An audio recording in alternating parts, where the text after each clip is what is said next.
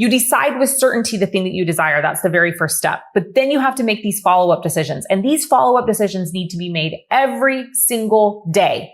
You decide to go all in on your manifestations, that you are worthy of your dreams coming to fruition, that the universe and the highest level version of yourself has your back, that you are fully supported by whatever higher power you believe in, that you will not be led astray, and that your conviction for your desires is going to keep you on the deep and narrow path towards that outcome. Every time that you decide that the above is your reality, that creates change. Every time you reinforce your decisions to yourself, change happens. Every time you reinforce your decisions to yourself, a ripple effect happens in the cosmos. Do not discount your power. You are the most powerful creator in your reality. And you get to decide right now in this moment that from this period forward, you will manifest with grace, ease, and flow. This is Leah Steele, aka The Wealth Witch, and this is my podcast. I'm here to activate you to remembrance of your divine birthright to be wealthy in all areas of your life. This podcast is for people ready to have controversial conversations about the financial control, manipulation, and tyranny that faces humanity today. I'm gonna live in freedom.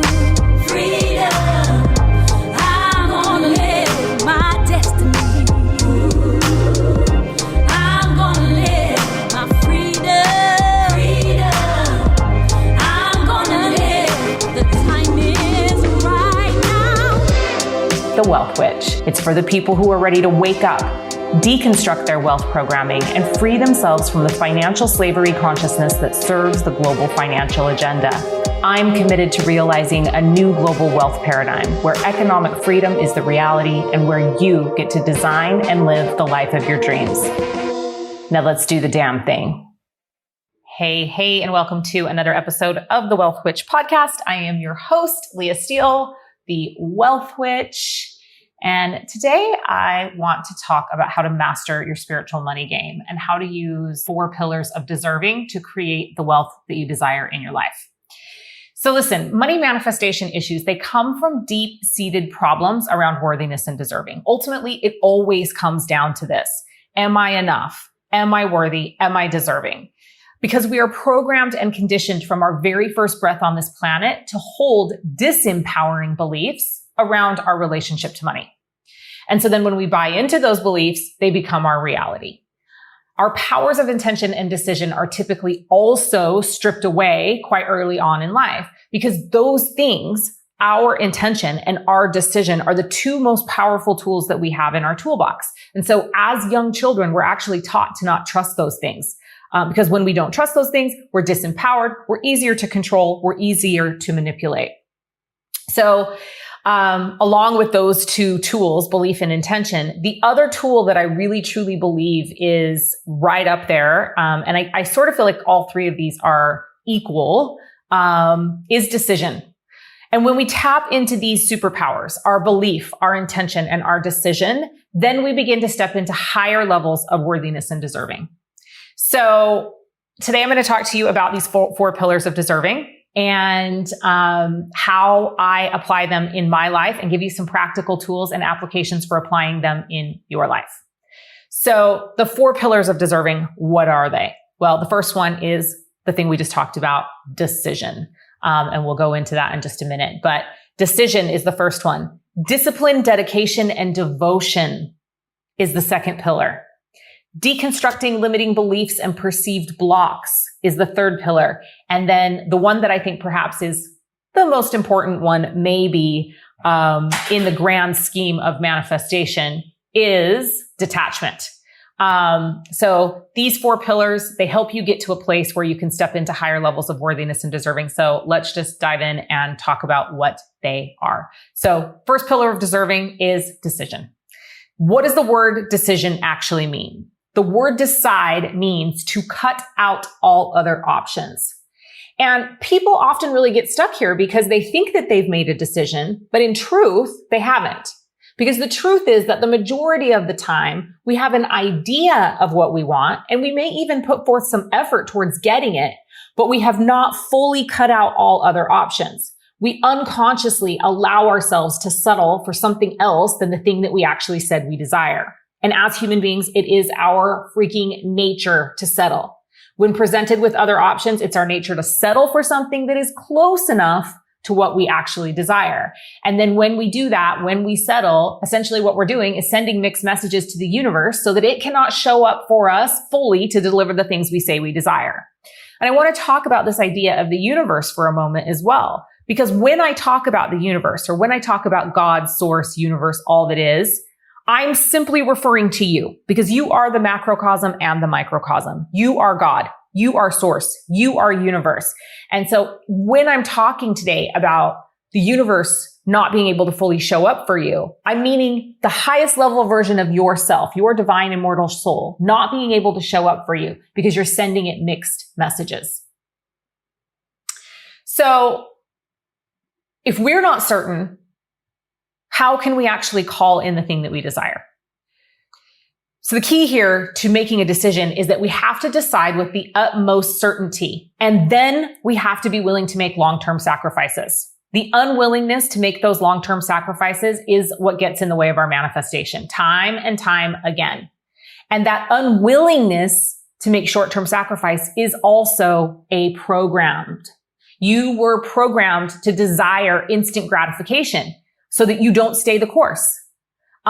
When you are constantly seeking instant gratification, then you are always moving in a direction that does not benefit you. It's a direction that benefits the global financial elite or a small elite group of people that are controlling and manipulating the majority of the collective on this planet. You are programmed and conditioned to desire instant gratification because it keeps you disempowered. It keeps you disconnected from the highest version of yourself, and it keeps you disempowered and unable to be a sovereign being. So we have to decide, right? We have to decide. And when we decide that we desire something, then several other decisions need to be made on the heels of that. And this is the most important part of the pillar of deserving, is these follow-up decisions, right? So we, with certainty, decide the thing that we desire. And then we have to decide, 1, to go all in on our manifestations. 2, that we are worthy of our dreams coming to fruition. 3, that the universe has our back. And by universe, I mean you. The highest level version of yourself has your back. We also have to decide that we are fully supported by whatever higher power we believe in. So that's number 4, that we are fully supported by whatever higher power you believe in. 5, that you will not be led astray. That one's a really important one, that you will not be led astray. And 6, that your conviction for your desires is going to keep you on the deep and narrow path towards that outcome. So these decisions have to be made to be successful. I'm going to go over them again because I think it's important that you hear them. So you decide with certainty the thing that you desire. That's the very first step. But then you have to make these follow-up decisions. And these follow-up decisions need to be made every single day. You decide to go all in on your manifestations, that you are worthy of your dreams coming to fruition, that the universe and the highest level version of yourself has your back, that you are fully supported by whatever higher power you believe in, that you will not be led astray, and that your conviction for your desires is going to keep you on the deep and narrow path towards that outcome. Every time that you decide that the above is your reality, that creates change. Every time you reinforce your decisions to yourself, change happens. Every time you reinforce your decisions to yourself, a ripple effect happens in the cosmos. Do not discount your power. You are the most powerful creator in your reality. You hear me say this time and time again, and you get to decide right now in this moment that from this period forward, you will manifest with grace, ease, and flow. So that's the first pillar of deserving, decision. So we're going to go into the second pillar of deserving now, discipline, dedication, and devotion. So once we decide with certainty and we reinforce those decisions, then there are actually actions that need to be taken in order for us to continue to hold the faith and vision for getting the thing that we desire. And it does take time to figure out how to do this because we're all individuals. And this is a really important part that I need you to understand. Each and every one of you that's listening to this podcast has a unique energetic signature that is only yours. And so when we're trying to figure out the actions that help us back up our decisions, it has to be from a very individualistic point of view. And it takes time to figure out how to do this. So whatever actions you decide to take, it's important to remain dedicated and disciplined and devotional in those practices, even when it doesn't feel like it's working. Because often we give up right before our desires manifest. And the reason that we feel frustrated is because we're actually feeling the energy of our desires getting close. And so that desire increases. We mistake that for frustration, and that increased desire exacerbates the frustration that we may already be feeling around not having achieved our desire yet, and we give up. So when you are feeling the frustration, that's when you need to double down on your dedication, discipline, and devotion. And I'm going to just give you one of the ways that I do that. Obviously, each and every one of us has our own personal practices that we do, and you have to figure out the ones that are right for you, and then remain disciplined, dedicated, and devotional to those practices. But here's one that I do that's really, really powerful for me, and I love sharing it with people. And, feel free to take it and make it your own. Feel free to take it and, tear it apart and use parts of it and throw other parts of it away. But for me, it's taking a personal inventory. And here's how I do that. So, there's a two-part to this actually, because every morning when I wake up, I ask the highest level version of myself, how would you have me serve today? And then I go do that thing. Regardless of what it says on my calendar, I show up in alignment with the answer that I get from God, source, universe, all that is the highest level version of myself in the morning when I ask, how would you have me serve? And then every night I conduct this personal inventory. So every night, this is my suggestion for you. Again, take what serves you, leave the rest, or take the whole thing, or do what you will with it. But how I conduct my personal inventory is this. Every night I ask myself, 1, where did I compromise my personal integrity? 2, where did I settle? 3, where did I attempt to assimilate? And 4, where was I out of alignment? So again, 4 simple questions. 1 is, where did I compromise my personal integrity? 2 is, where did I settle? 3 is, where did I attempt to assimilate? And 4, where was I out of alignment with my highest and best self? So you can do this in a journaling exercise, but I typically just do it laying in my bed right before I go to sleep at night. I just ask myself these questions. And it's not about beating yourself up. It's about coming from a constant place of curiosity and committing to do better the next day. So it's just data. It's just information. It's not like, oh, I sucked so bad today. I'm a shitty person. It's just data. And then, okay, well, here's where I fell out of integrity. Here's where I settled. Here's where I attempted to assimilate here. And, I did pretty good with alignment, except for those 3 things that I just, am recognizing and realizing. And then I make a commitment to do better the next day. We have to be in a constant state of inquiry about what's going on internally for us, because sometimes even the smallest internal shift creates the greatest external result. And how you make those little internal shifts is by coming back to a place of personal inventory and asking yourself these questions on a day-to-day basis. Now, again, it takes time to figure out how to do this for yourself. By nature, as human beings, we want to assimilate. But it's not what we were intended for. We're here to actually live our own experience. We're here to have our own individual experience. Our divine immortal soul comes from a place of unity, consciousness, and oneness. And we chose to come here to this planet, this 3D planet, and incarnate at this time because we desired to live an experience of diversity and of separateness and of individualism. So we're here to live our own experience. And that means that what works for the people around you will not necessarily work for you. So part of this discipline and dedication and devotion pillar is discovering what works specifically for you and your divine immortal soul. Because when you stop being concerned with what others are doing, you're actually then freed up to inquire within.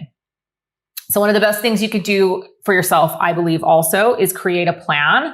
And part 1 of the plan is the plan for achieving your goals. So you create the plan, you write out your goals, you commit to being dedicated to that plan and disciplined in the execution of that plan and devotional to your desires. And then part 2 of it is to create a plan for what you'll do when you start to fall off, what you'll do when you stop being disciplined and dedicated and devotional to your daily practices. What are your stop guards and safeguards going to be in place for when you start to fall off? Assess the things that will potentially derail you and then plan for how you're going to get back on track. So conduct the personal inventory here in pillar 2, and then create your plan. Create your plan for achieving your goals And then part 2 of that plan, what are you going to do when you start to fall off? Hold yourself personally accountable. So that's our second pillar of deserving. Third pillar of deserving, one of my favorites, as I'm sure you'll know after I tell you what it is, deconstructing limiting beliefs and perceived blocks. So here's the thing I say all the time. It pisses everybody off, but the truth is that you are never truly blocked or limited. It is just your perception. You are never at the mercy of something external from you. You are more powerful than any external factor in your life. And when you truly step into that power, there is nothing that can block you. You are the creator of your own universe. You are the creator of your macrocosm. You are the creator of your microcosm. Our external environments are simply a reflection of our internal environments. So if you perceive an external block, your job is to immediately look internally to see where you are blocking yourself in a similar fashion. So I recommend that you take an inventory of where you've limited yourself during the day from stepping fully into your power. It's literally like, this is about ownership. It's about taking ownership of your part in it. It's about self-responsibility. It's about self-accountability. So you perceive you're being blocked, take an inventory of where you limited yourself that day from fully stepping into your power. So this pillar is an expansion of the idea of staying in a constant state of inquiry in all things in your life. As long as we stay and remain in that constant state of inquiry, we're not locked into our beliefs or locked into believing things that are going to be the way we expect them to be, right? Being in a constant state of inquiry opens us up to new information coming in and allows us to go through tremendous expansions in life. I really think that this is one of the most important things we can do, period, is be constantly in a state of constant inquiry with everything, but especially our beliefs. Okay. So here are some questions to ask yourself. Is what I believed to be fact actually true? Do I have an attachment to that fact that is unhealthy? And where am I limiting and blocking myself? So these are 3 questions you can ask yourself to really step into the third pillar of deserving and to deconstruct your limiting beliefs and perceived blocks. Is what I believe to be fact actually true? Do I have an attachment to the fact that is unhealthy in nature? And where am I limiting and blocking myself? Remember, there's never blocks. You have the answers to move out of any place of stagnancy or stuckness or block or plateau, regardless of what is happening in your life. You have that ability. You are that powerful a creator. Okay, and now we will move on to the fourth pillar of deserving. This one, I think, is actually the most important one, but it's the hardest one to master, and it is detachment. So now that you've made the decision, you've committed to discipline around achieving your desires, you've deconstructed your beliefs, it's time to detach. And this last pillar, the pillar of detachment, is usually the hardest for everyone. Because we want to freaking white knuckle grip our steering wheel and steer the ship and don't want to be out of control. And so the idea of detaching can really become really challenging for us.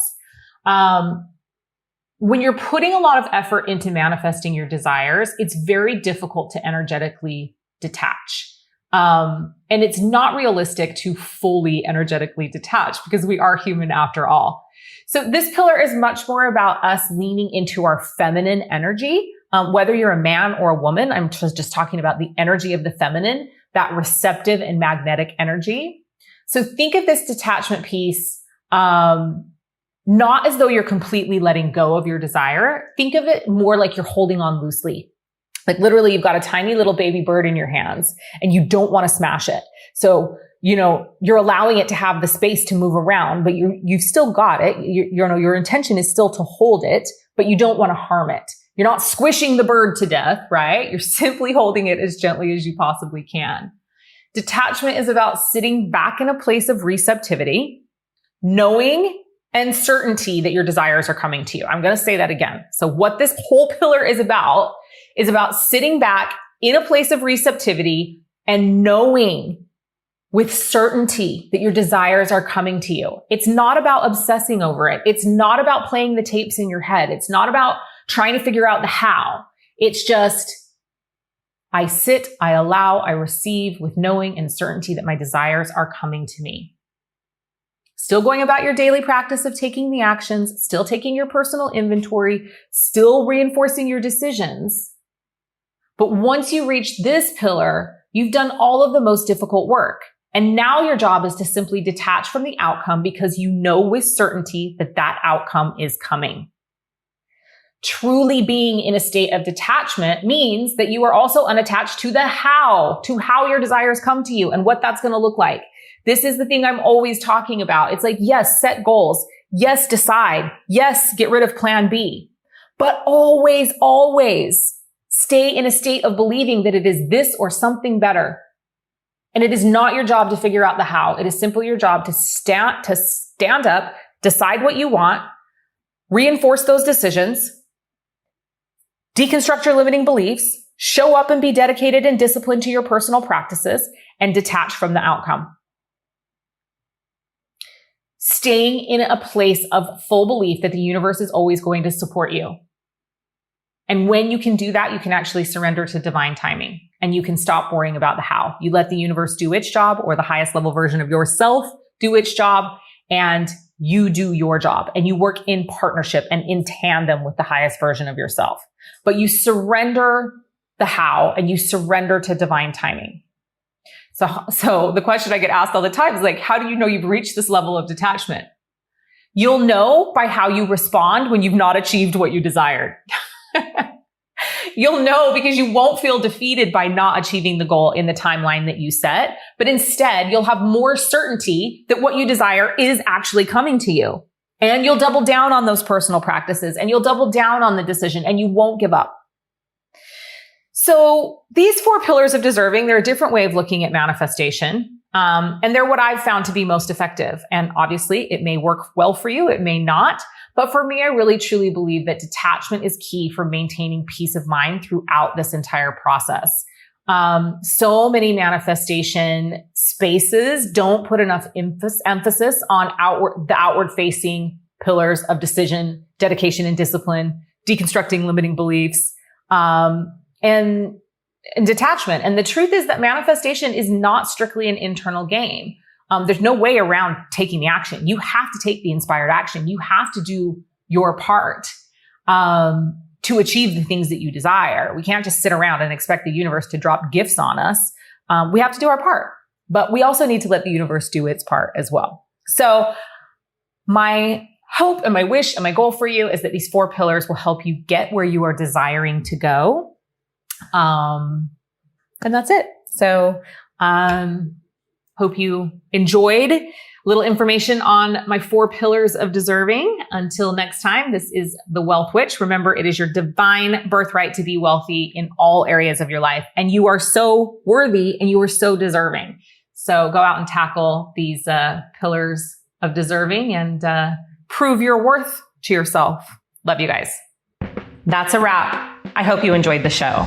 Make sure to connect with me on social media and reach out. I love hearing from you.